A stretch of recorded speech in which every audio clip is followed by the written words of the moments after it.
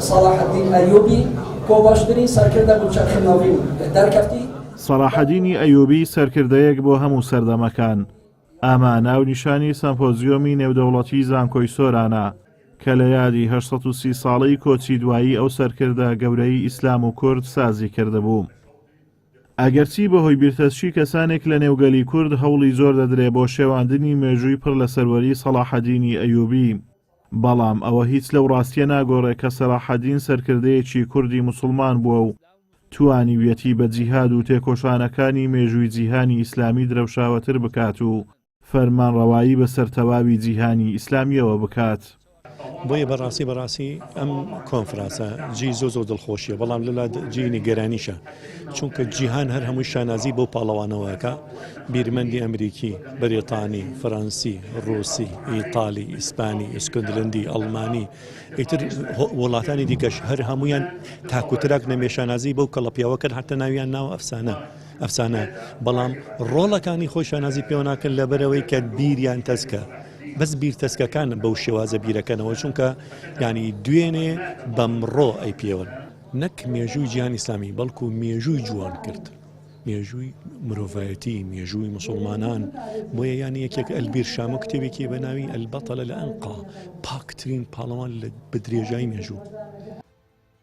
خەڵکانێک کە باگراوند و ئایدۆلۆژیای ئەلمانیان هەیە و چاویان بە مێژووی پاک و سەرکەوتنەکانی سەلاحەدینی ئەیوبی هەڵنایەت، دەڵێن سەلاحەدینی ئەیوبی هیچی بۆ کورد نەکردووە.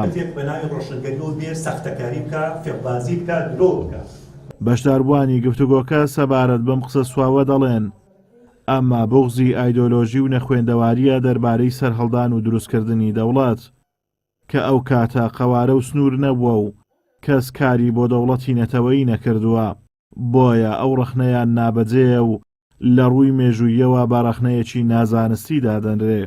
دوو شتە، یەکەمیان بغزی ئایدۆلۆژیە، دووەمیشان نەخوێنەوەریە دەربارەی نەتەوایەتی و نەتەوە و دەوڵەت و کەی سەری هەڵداوە چۆن سەری هەڵداوە، لەبەرەوە نەخوێنەواری و بخستە کەڵاو بووە ئەو مەسلەی خۆڵقانەوە و بەرەنجامیش هەموو ئەو قسانەوە ئەو هەڵانە دش بە پرۆژەی نەتەوایەتی کوردستان.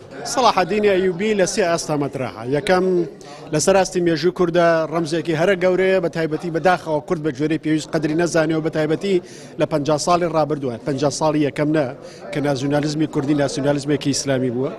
دووەمیان نەک تەنها لە مێژووی ئیسلامیا زیندووە، لە ویژدانی ئیسلامیا زیندووە، لەسەر ئاستی هەموو جیهانی ئیسلامی لە ڕابردوو لە ئێستا و لە ئایندەیەشا مەترەحە.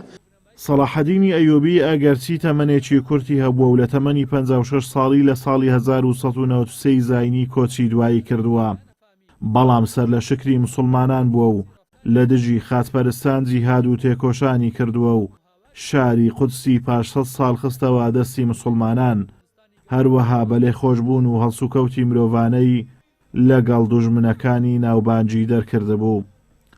ئازاد و مەراوی کەناڵی ئاسمانی پەیام، سۆران.